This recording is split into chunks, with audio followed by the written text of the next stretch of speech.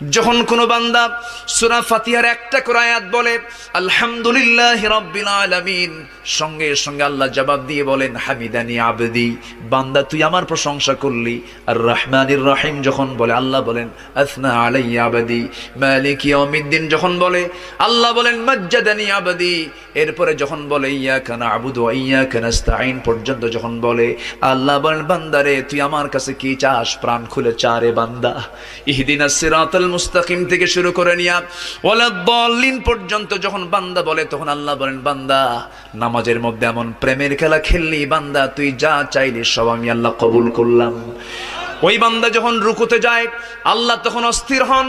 ওই বান্দা যখন সিজদায় যাওয়ার জন্য প্রস্তুতি নাই, সমস্ত ফেরেশতাকে ডাক দিয়ে বলেন ও ফেরেশতারা, এই বান্দাগুলো আমাকে দেখলো না, রাসূলকে দেখলো না, কোরআনকে দেখে হাদিসকে বিশ্বাস করে আমাকে খুশি করার জন্য তার সবচেয়ে সম্মানজনক